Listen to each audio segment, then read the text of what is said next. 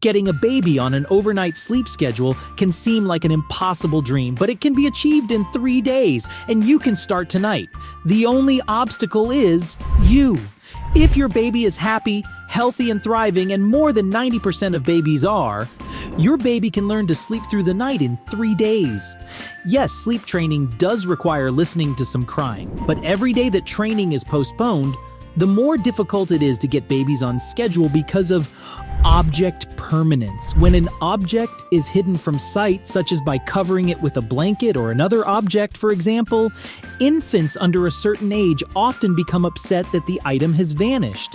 This is because they are too young to understand that the object continues to exist even though it cannot be seen.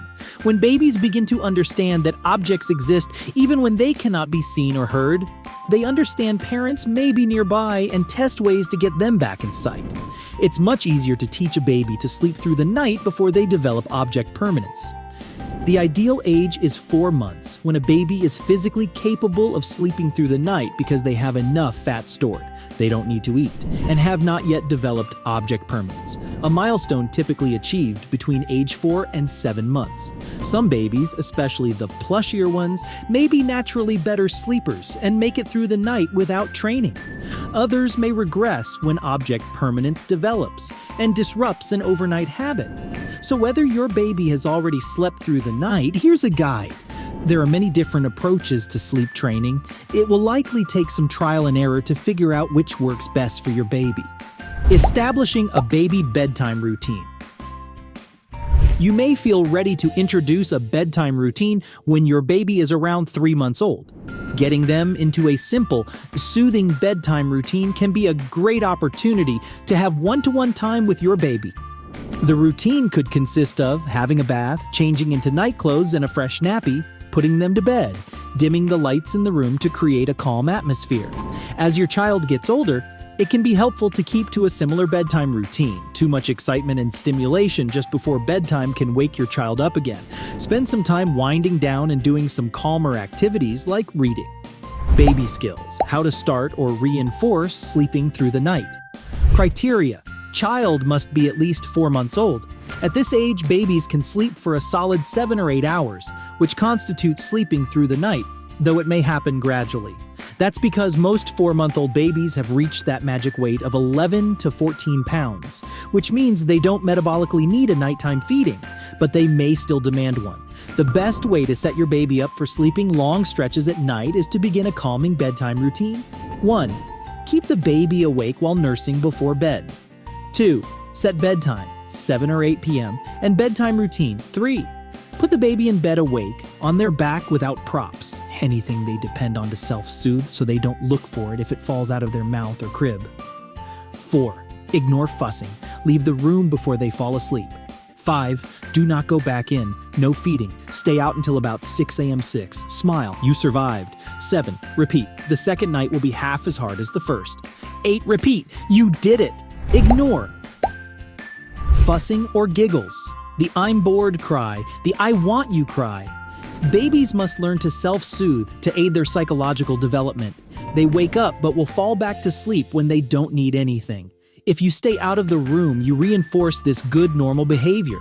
Your baby might fuss or cry for a few minutes before falling asleep. Allow a short time to pass before you check on your baby. If your baby is still upset, offer comfort and try again. Teach your baby to fall asleep on their own.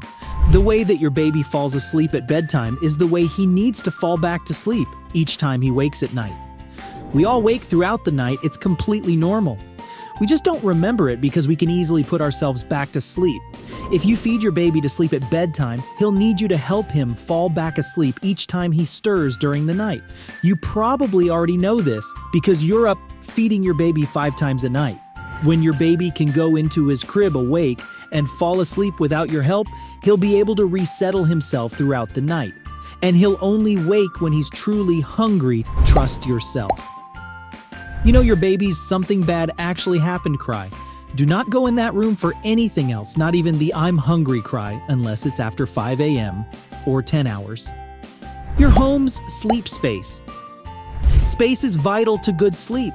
Parents who share a baby's room or corner because they're working from home may impede their baby's good sleep pattern. Schedule accordingly. It may be best to move workspaces during baby sleep hours.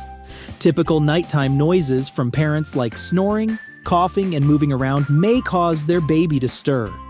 And once they're awake, it can be harder for a little one to go back to sleep on their own after they see, hear, or smell their parents.